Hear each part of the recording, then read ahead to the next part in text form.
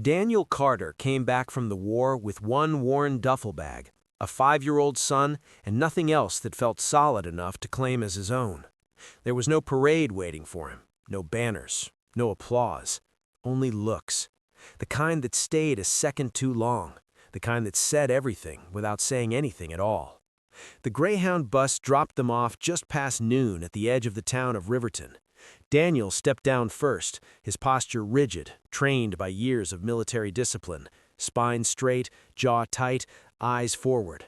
His son, Noah, clutched his hand with both of his small ones, gripping so tightly his fingers had turned pale. Noah didn't ask where they were going. He didn't ask much anymore. Daniel lifted the duffel onto his shoulder and started walking. Inside, everything felt tilted, like the world had shifted slightly off balance and his body hadn't caught up yet. Main Street looked smaller than he remembered. The hardware store had a new sign. The diner looked exactly the same. A woman walking her dog crossed to the other side of the street when she saw him coming. Daniel couldn't tell if she recognized him or if she just didn't want to find out who he was. The house waited at the end of Maple Lane. A 2-story clapboard home with peeling paint and a porch that sagged on one side like a tired mouth. His parents' old place. His mother had once kept flower boxes beneath the windows, bright and alive. Now they were empty. Whatever had grown there had been dead for years. The porch steps groaned as Daniel climbed. The front door stuck before finally giving way. The smell hit first. Damp wood, old dust, and something faintly sweet like fruit left too long in a bowl no one bothered to empty. Noah stood frozen in the doorway, still holding Daniel's hand. "Is this our house now?" he asked quietly. Daniel looked at the stained ceiling, the peeling wallpaper, the stack of unopened mail addressed to people who no longer lived here, people who were no longer alive at all. "Yeah," he said, "this is it." He didn't say home. He wasn't sure the words still fit. That night, Noah slept on the old couch. The upstairs bedroom smelled of mildew and the mattresses had turned yellow with age. Daniel layered 2 jackets over his son and sat on the floor beside him, back against the wall, listening to Noah breathe. Outside, crickets sang, steady, indifferent, unchanged. Daniel didn't sleep. He hadn't truly slept in nearly 2 years. The next morning brought reality in pieces. The kitchen faucet leaked. The back door wouldn't lock. The hot water heater was dead. Daniel made a list in his head, then pushed it away. Lists only mattered if you could afford them. The disability checks wouldn't arrive for 6 weeks. Until then, he had $1,100, a child needing food, shoes, and school, and no margin for mistakes. He stood on the porch staring at nothing when the woman across the street stepped outside. She was in her mid-30s, with short, natural hair and a calm face that looked practiced, like calm was something she'd learned, not something she'd been born with.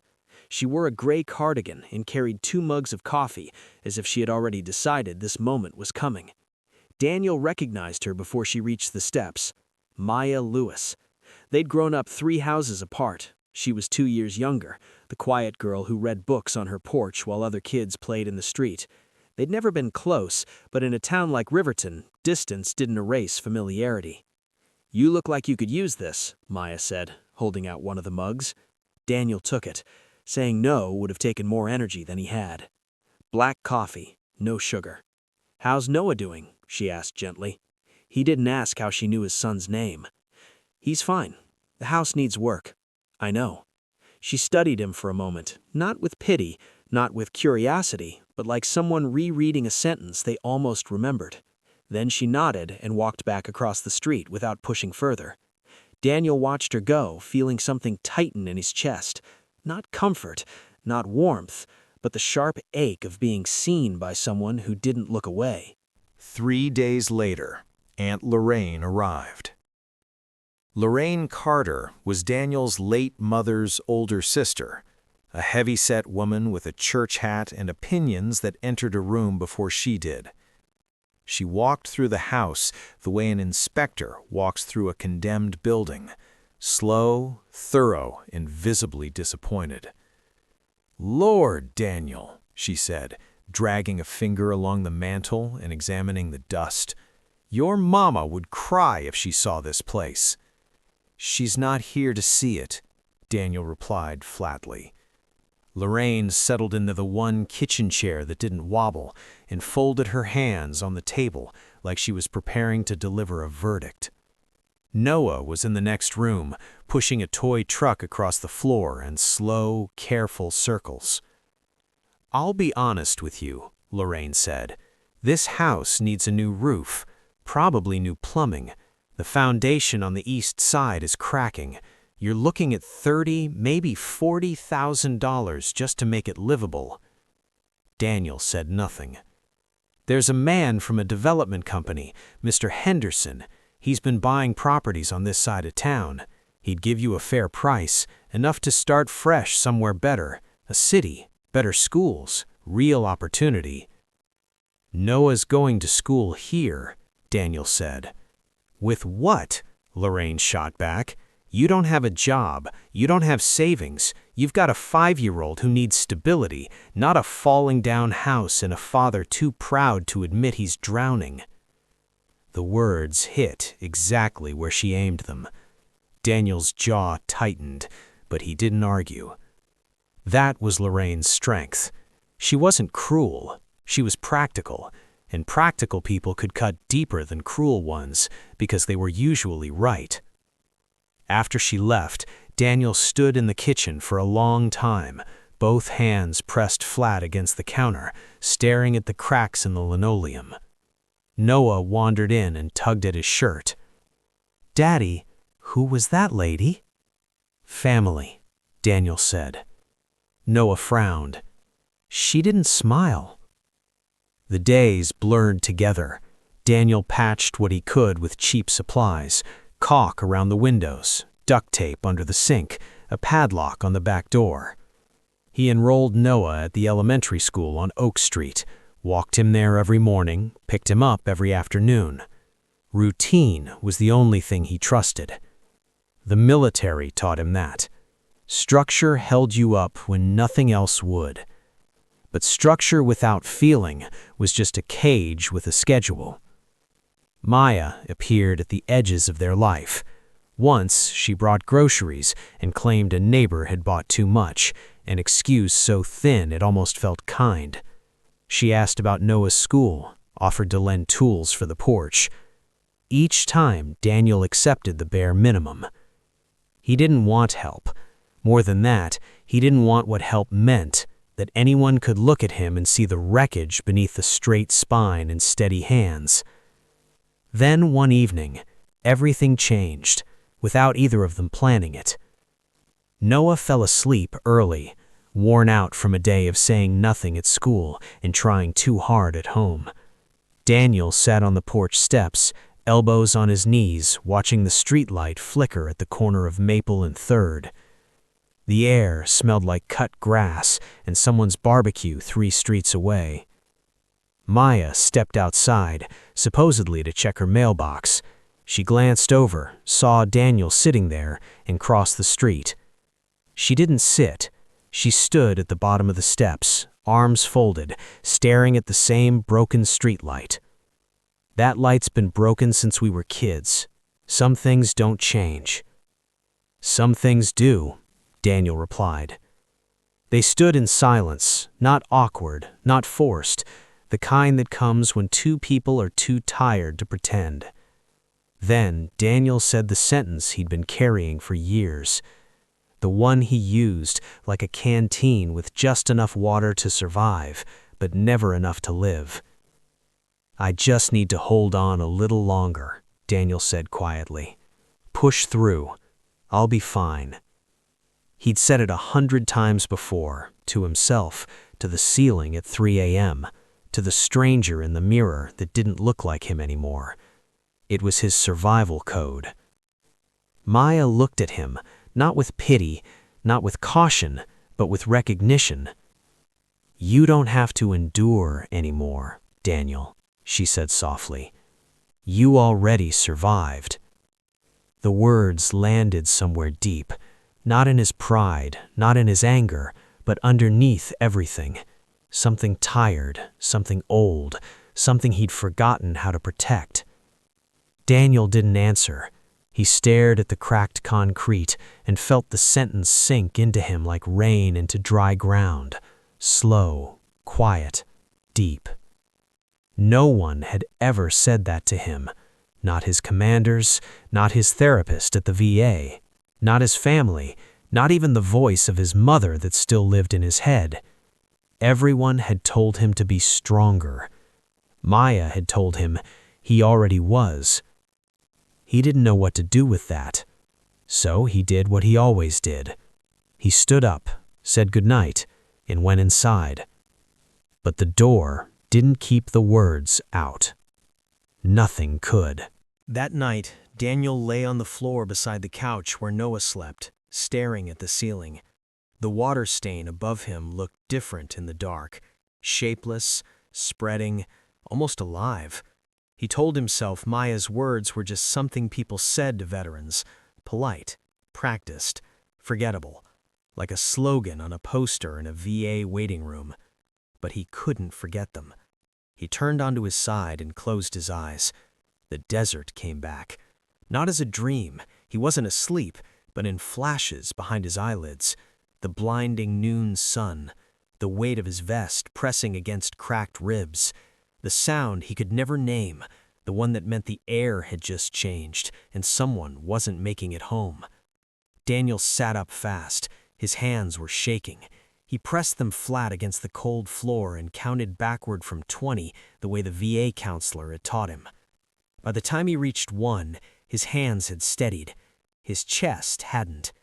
He didn't sleep that night, or the next. By the end of the week, something shifted. Not in the house, not in the town, but inside Daniel. Maya's sentence had cracked something open, and what leaked through wasn't memories, it was feelings. Fear, grief, a loneliness so old it didn't even have a shape anymore, just weight. He managed it the only way he knew how, by moving. He scrubbed the kitchen floor on his hands and knees, sealed the windows with a second layer of caulk, walked Noah to school, picked him up, made dinner, washed dishes, folded laundry. As long as he stayed busy, he didn't have to feel. Then the school called. The woman on the phone introduced herself as Mrs. Bennett, Noah's teacher. She said there was nothing wrong exactly, but she'd appreciate it if Daniel could come in for a conversation. She used the word conversation on purpose. It didn't help. Daniel showed up the next morning in a clean shirt, sitting in a chair made for someone half his size, across a table covered in dried glue and construction paper. Mrs. Bennett was in her 50s, with reading glasses hanging from a chain, and a voice that was professionally gentle.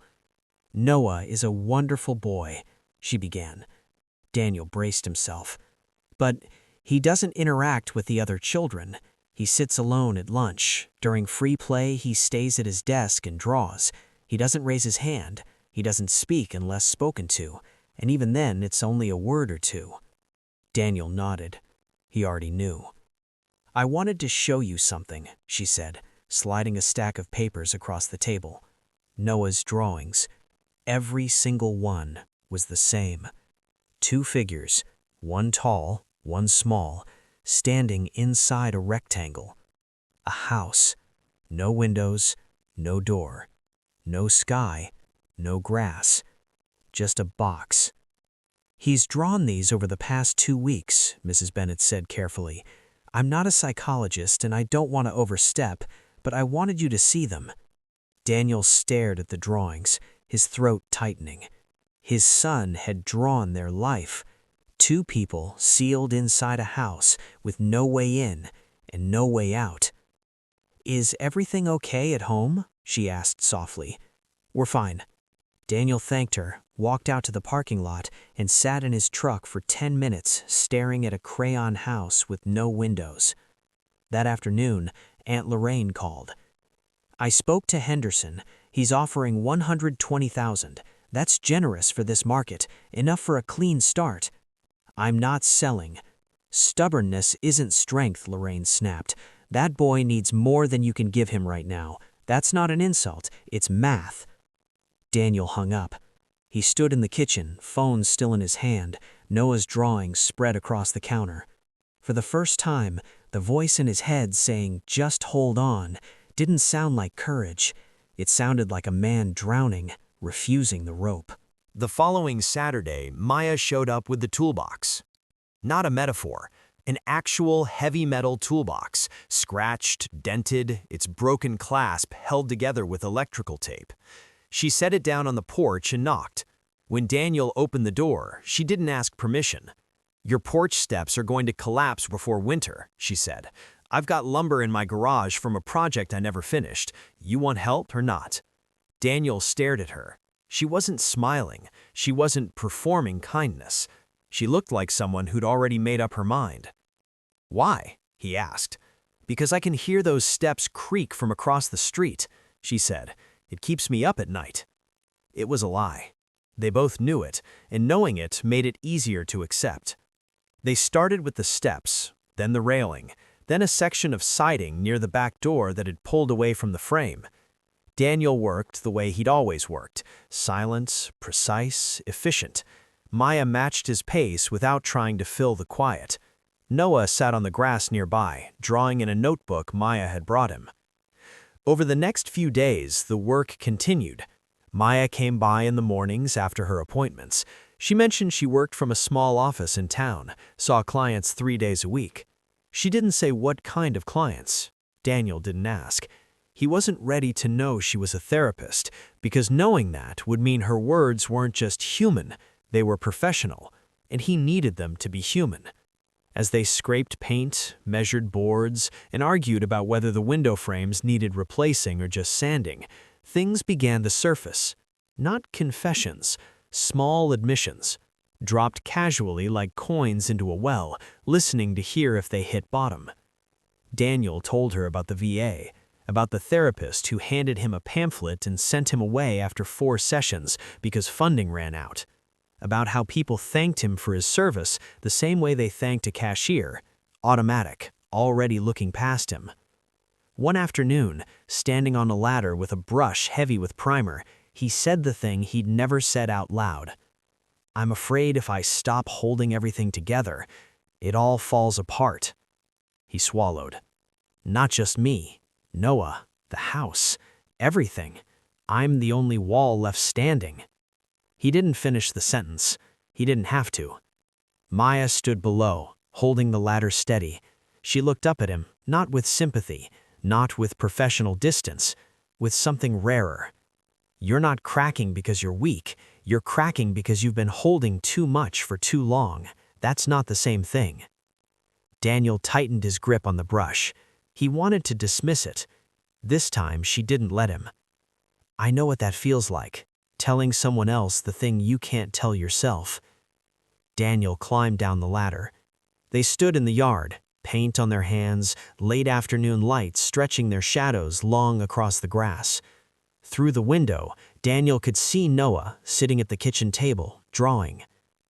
"I had a client, 19 years old. He came to me for 8 months. I thought we were making progress."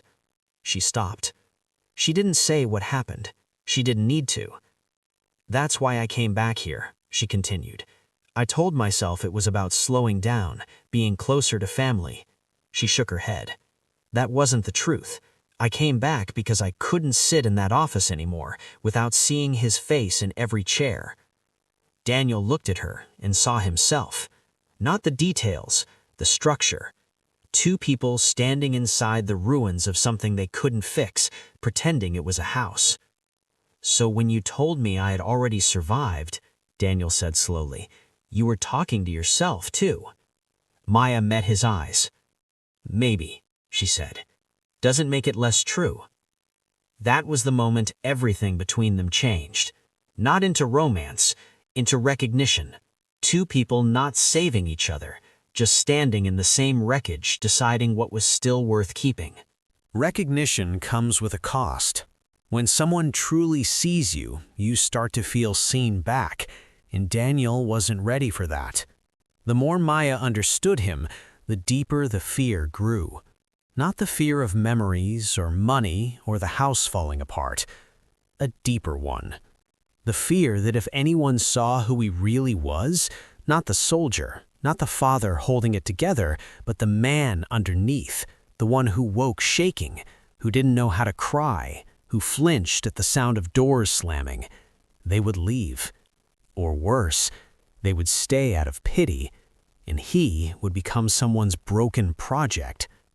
Daniel couldn't bear that, especially not from Maya, and especially not in front of Noah, because Noah was watching everything, learning what a man was supposed to look like, how a father survived the world.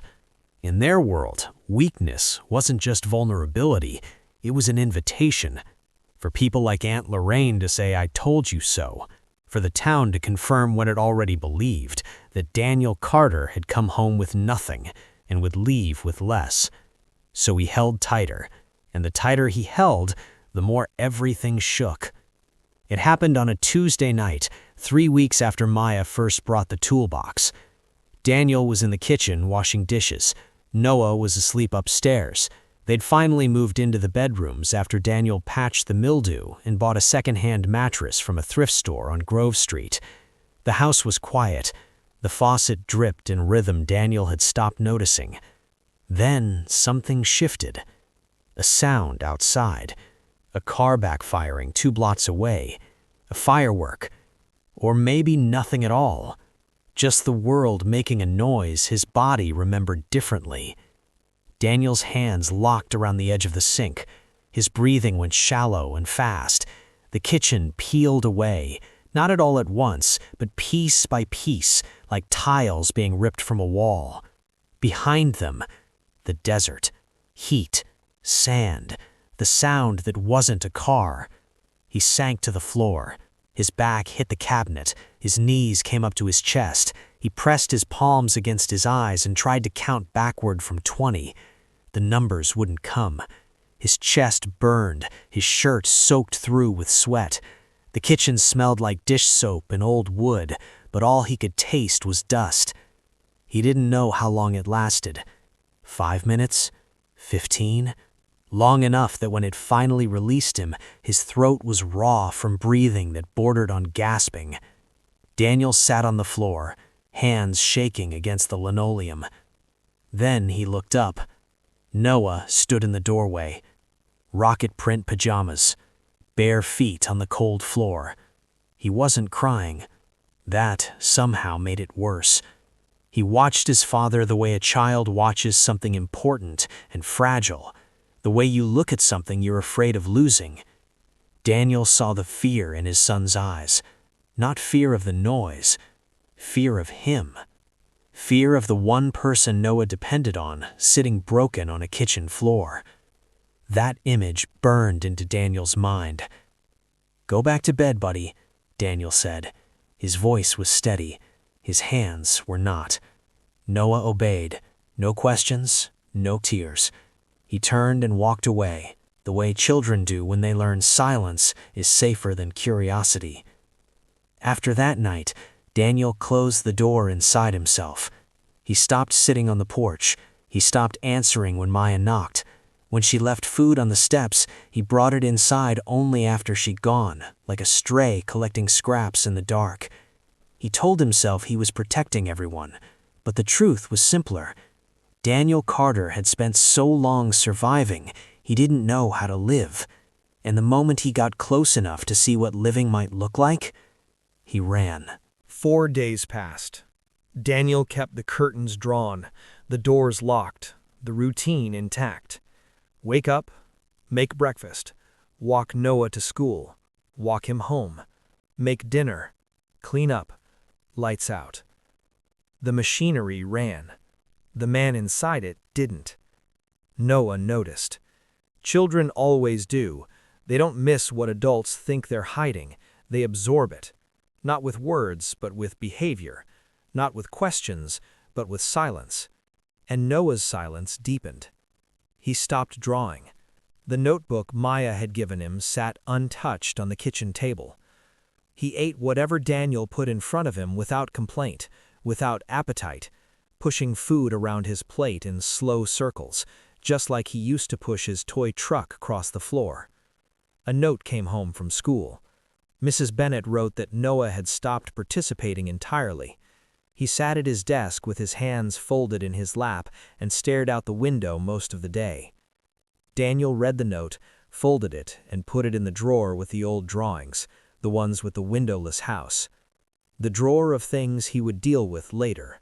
The drawer of things he never dealt with at all. On the 5th night, Daniel sat at the kitchen table staring at a bill for the water heater repair he couldn't pay. The house was quiet. Then Noah came downstairs. It was past 9. He should have been asleep. He wore the rocket pajamas.